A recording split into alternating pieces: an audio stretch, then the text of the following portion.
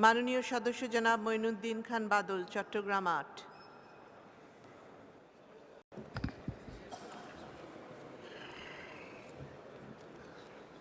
মাননীয় স্পিকার, আপনাকে ধন্যবাদ। এই সংসদের মাননীয় নেত্রী প্রধানমন্ত্রী শেখ হাসিনা সহ এই সংসদের চতুর্দিকে আমি অনেককে দেখছি যারা সারা জীবনের একটা বিরাট অংশ আমরা বিচার বিভাগের স্বাধীনতার জন্য আন্দোলন করেছি, সংগ্রাম করেছি, নির্যাতিত হয়েছি। কিন্তু অতীব পরিতাপের বিষয় যে ইদানিংকালে এমন কিছু সিদ্ধান্ত আমরা দেখছি যেই সিদ্ধান্তগুলো নিতান্তই অনভিপ্রেত, and those decisions are tearing apart the very fabric of the society and country. সেক্ষেত্রে আমি প্রথমে যেটা বলতে চাই যে law is nothing but common sense. সিদ্ধান্তগুলো দেখার পরে আমার দুটো বিষয় মাথায় আসে। প্রথম বিষয় হলো বিচার বিভাগ, সুপ্রিম কোর্ট খুব পরিষ্কারভাবে জবাব দিতে হবে ৯৬ ধারা যেটা তারা বাতিল করেছেন, যা অরিজিনাল কনস্টিটিউশনে ছিল, সেটা কোথায় বেসিক স্ট্রাকচারকে ধাক্কা দিয়েছে সেটা তাদের প্রমাণ করতে হবে। এটা অত্যন্ত প্রণিধানযোগ্য। আমরা জানি, আমরা বিশ্বাস করি, কারণ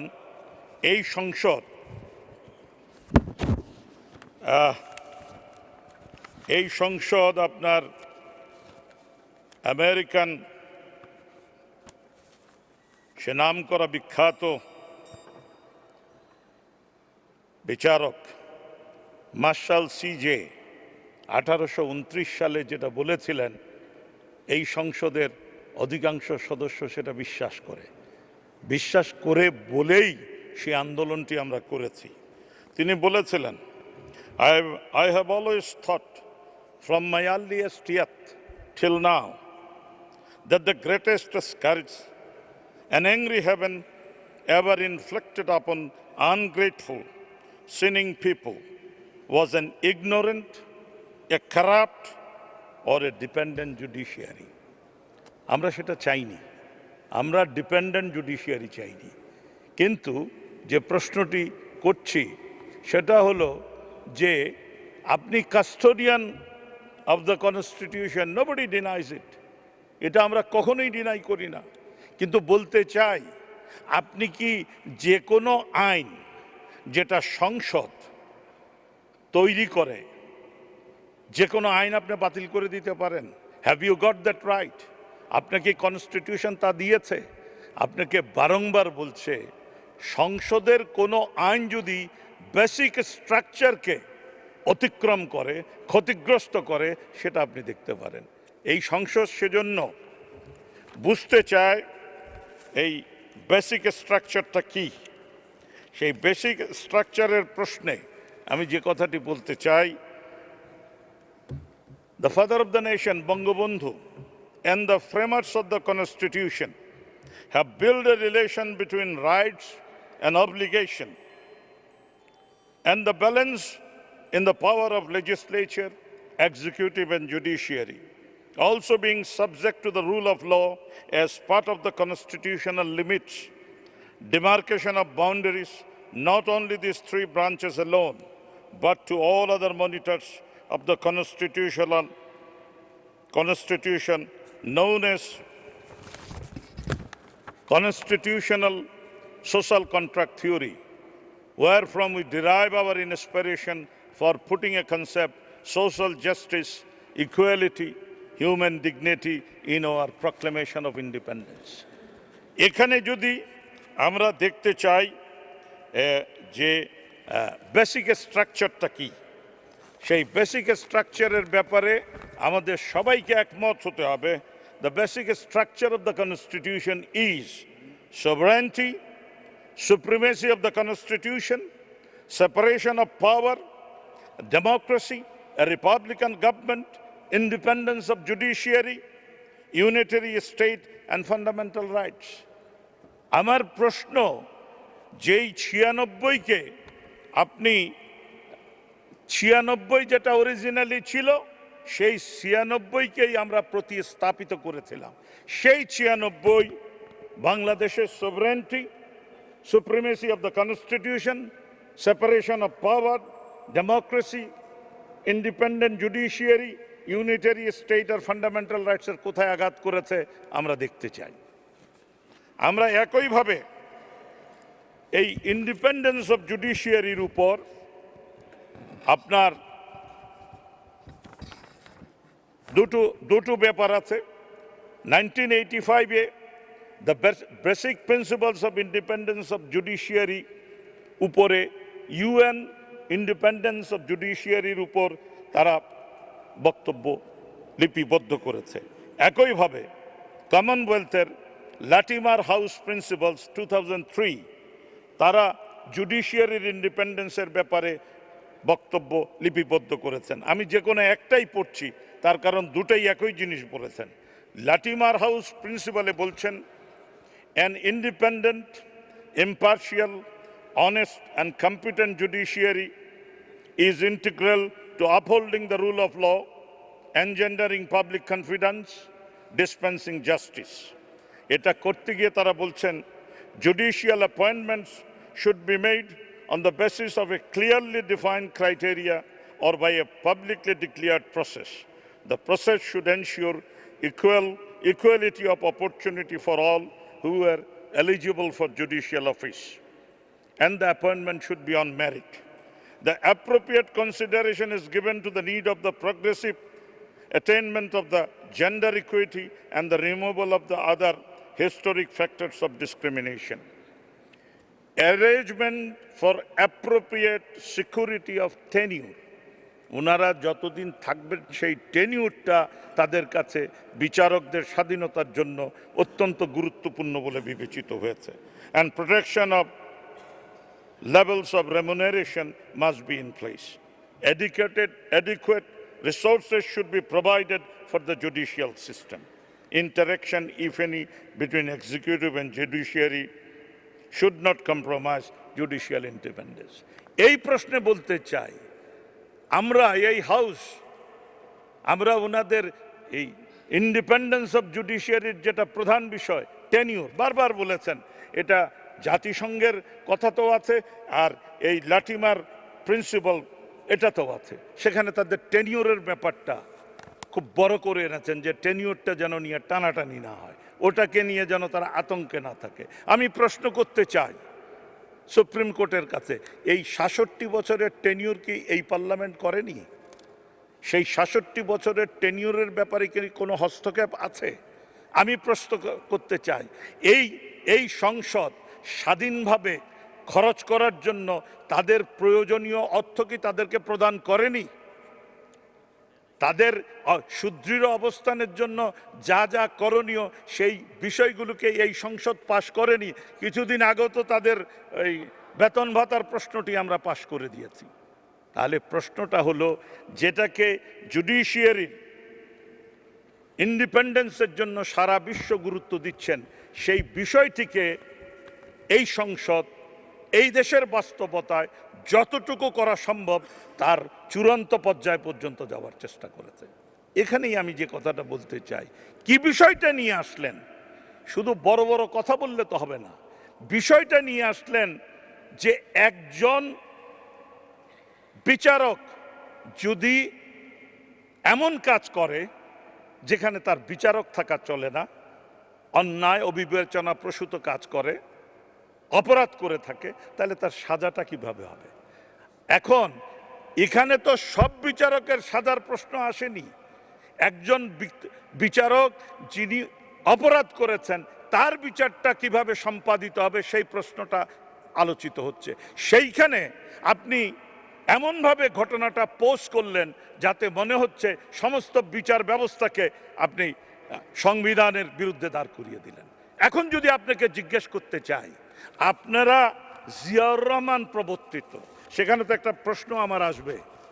আপনি সুপ্রিম কোর্টের, আমি যদি ভুল না বুঝি, আপনারই তো রায় আছে, আপনাদের রায় আছে যে জিয়াউর রহমানের আমল, তার ক্ষমতা আরোহণ, এগুলো সমস্ত কিছু আপনারা অন্যায় এবং অবৈধ বলেছেন। তো যাকে আপনারা রায় দিলেন অন্যায় অবৈধ, এবং তার হাতের এই যে কি বলে সুপ্রিম জুডিশিয়াল কাউন্সিল, সেটা বৈধ হয়ে গেল।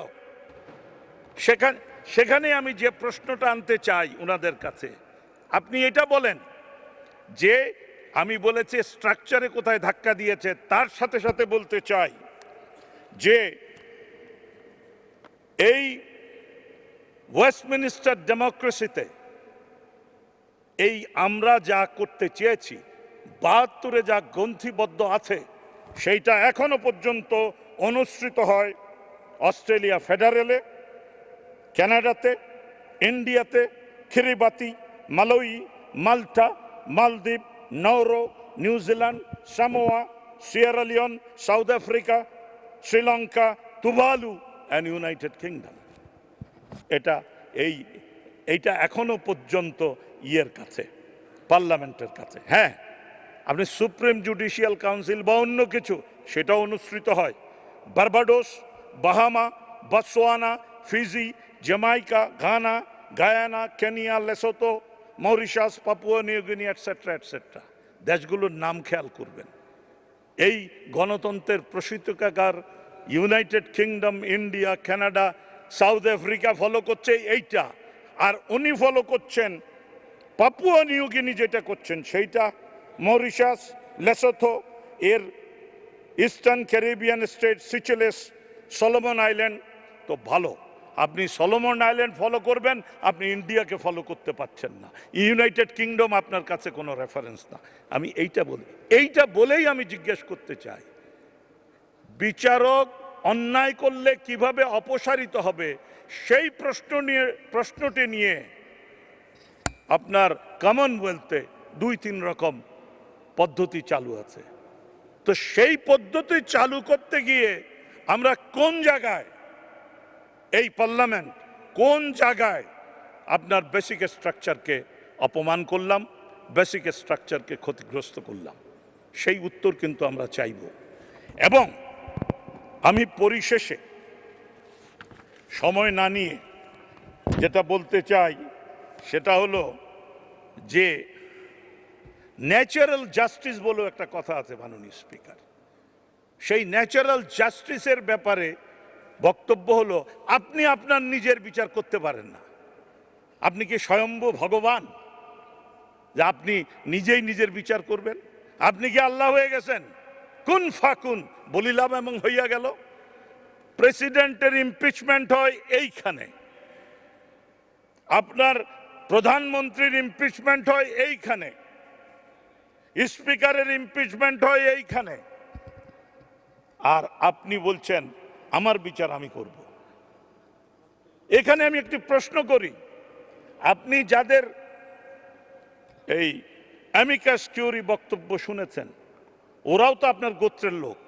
আজকে যদি প্রশ্ন করি, ওরাও তো আপনার গোত্রের লোক। আপনি এই দেশের মঙ্গল চাইলে যে কাজটি করতে পারতেন, আপনি তো বলতে পারতেন যে আপনারা সংসদ অ্যামিকাস কিউরিদেরকে ডাকেন, শুনেন তাদের কাছ থেকে। আপনার হাইকোর্ট তো রায় দিয়েছে, এবারের সংসদ আনপড়, লেখাপড়া জানে না, অজ্ঞ, এই ধরনের একটি সংসদ।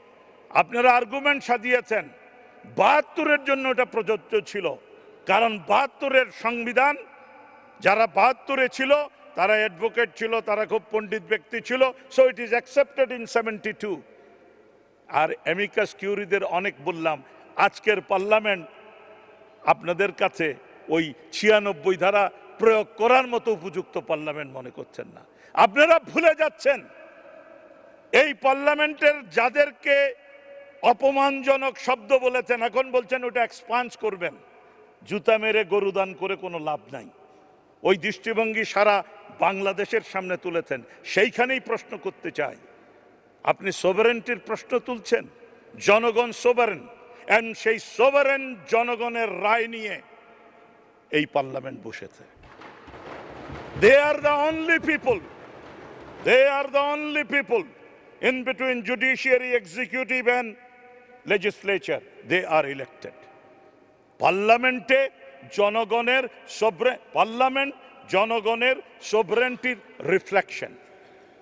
আপনি সেই পার্লামেন্টকে গালাগালি করেছেন, এখন শুনছি এক্সপান্স করবেন টরবেন এগুলো কথা। বাট আমার প্রশ্নটি হলো, আপনার এটা বলেই শেষ করতে চাই, এ ধরনের একটি পার্লামেন্ট ছিল বলে 1971-এ মুক্তিযুদ্ধ করে স্বাধীন হওয়ার যে ডিক্লারেশন দিচ্ছেন, এই পার্লামেন্টের কারণে, প্রতিনিধিদের কারণে বিশ্ব আপনার বক্তব্য অ্যাকসেপ্ট করেছে।